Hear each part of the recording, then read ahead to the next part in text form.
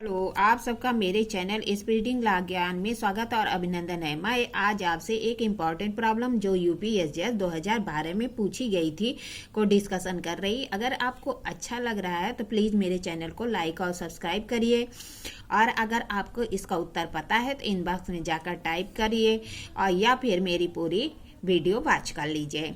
सेना का एक जवान यह जो विगत 2 वर्षों से अपने घर से दूर था, अपने सीनियर वह से अवकाश के लिए अनुरोध करता है, जिससे वह इनकार कर देता है। इस पर नाराज होकर यह वह पर 2 गोली दागता है। एक गोली वह के दाहिने पैर के घुटने के नीचे लगी, जिसके परिणाम स्वरूप वह गिर जाता है। यह दूसरी गोली चलाता है जो वह के ऊपर बाएं बाह पर लगा, जिससे कि वह की 10 दिन बाद मृत्यु हो जाती है। यहाँ पे यह है कौन सा अपराध करता है। मतलब क्या कहता है कि सेना का जवान होता है या अपने सीनियर वह से जो है छुट्टी के अवकाश के लिए अनुरोध करता है। क्योंकि वह 2 वर्षों से अपने घर से दूर था। वह क्या करता है, छुट्टी नहीं देता, इनकार कर देता है, जिससे नाराज होकर यह जो है वह पर 2 गोली दागता है। एक गोली तो उसके पैर के घुटने के नीचे लगती है, जिसके परिणाम स्वरूप वो गिर जाता है। फिर यह दूसरी गोली चलाता है जो कि वह के बाएं बाह पर ऊपर बाएं बाह पर लगता है, जिससे वह जो है 10 दिन बाद उसकी मृत्यु हो जाती है। यहाँ यह ने कौन सा अपराध किया। आइए देखिए निर्णय। प्रश्न को समस्या में जो है सेना का जवान या ने आईपीसी की धारा 304 के दूसरे खंड में आपराधिक मानववध के लिए दंडनीय अपराध किया। जो 304 है उसका जो दूसरा खंड है उसके अंतर्गत उसने यानी आपराधिक मानववध का से दंडनीय अपराध किया। और सपठित जो है आईपीसी की धारा 133 है में सेना के जवान द्वारा अपने वरिष्ठ अधिकारी के आपराधिक मानववध के दुष्प्रेरण का भी अपराध किया। आइए देखिए इससे संबंधित प्रावधान को। 299 क्या कहता है, जो कोई मृत्यु कारित करने के आशय से या ऐसी शारीरिक क्षति करने के आशय से जिससे कि मृत्यु हो जाना संभाव्य है। क्या कह रहा है, जो कोई या तो मृत्यु कारित करने के आशय से या ऐसी शारीरिक क्षति कारित करने के आशय से जिससे मृत्यु हो जाने की संभावना है, पॉसिबिलिटी है कि उसकी मृत्यु हो जाएगी।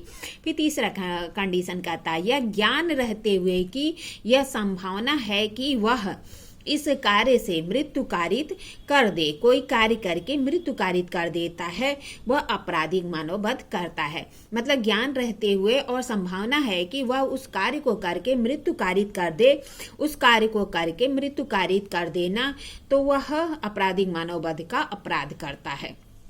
मतलब एक कंडीशन है मृत्यु कारित करने का आशय, दूसरा के ऐसी क्षति कारित करने का आशय जिसमें क्षति कारित करने का आशय जिससे कि मृत्यु होने की संभावना है।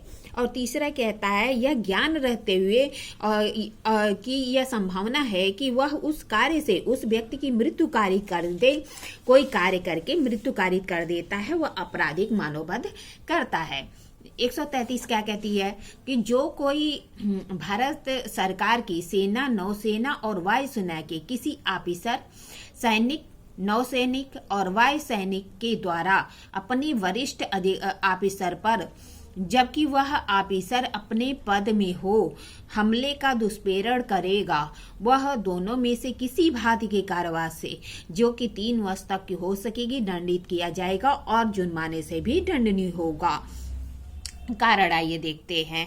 प्रश्नगत समस्या में सेना का जवान यह विगत 2 वर्षों से अपने घर से दूर था, इसलिए वह अपने सीनियर व से अवकाश के लिए अनुरोध करता है, जिसमें वह इनकार कर देता है। इस पर जवान यह नाराज होकर वह पर 2 गोली दागता है।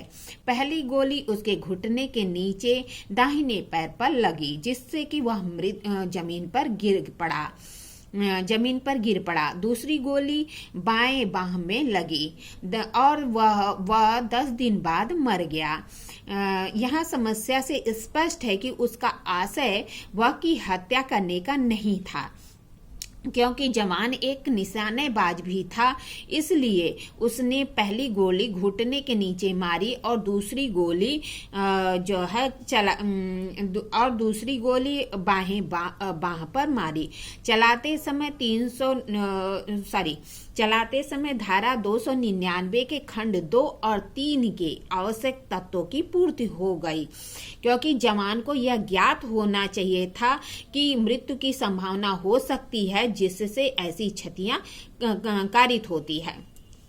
मतलब कह रहा है कि 299 का जो दूसरा कंडीशन है, जो कहते हैं कि ऐसी शारीरिक क्षति करने के आशय से जिससे मृत्यु कारित होने की संभावना है, और तीसरा कहता है कि ऐसा ज्ञान रहते हुए कि यह संभावना है कि वह कार्य करके मृत्यु कारित कर दे, कोई कार्य करके मृत्यु कारित कर देता है, तो वह माना जाएगा कि वह आपराधिक मानववध करता है।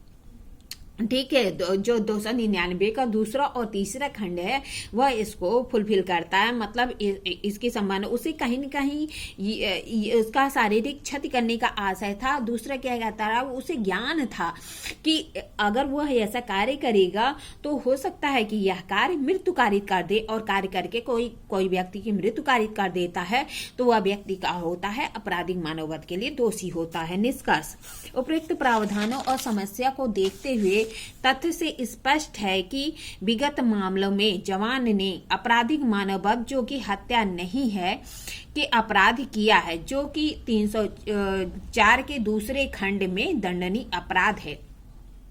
ठीक है, और जो है जवान के द्वारा अपने वरिष्ठ अधिकारी पर आपराधिक मानववध, जो कि हत्या नहीं है, का अपराध किया गया है, जिसके लिए धारा 133 में दंडनीय अपराध भी किया है। मतलब 304 का जो दूसरा खंड है उसके तहत उसने अपराध किया है कि उसे ज्ञान है कि आपराधिक मानववध होगा, उसके लिए दंड का प्रावधान किया जाएगा, और साथ ही साथ 133 के अंतर्गत भी अपराध के लिए दंडनीय होगा, क्योंकि उसने अपने वरिष्ठ अधिकारी की आपराधिक मानववध, जो कि हत्या नहीं है, का अपराध किया है। इस तरह मैंने आपको समस्या बताई, समस्या का जो है सलूशन बताया।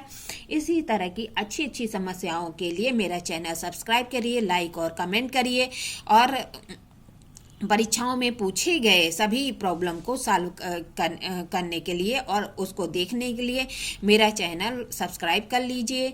ठीक है, धन्यवाद, थैंक यू।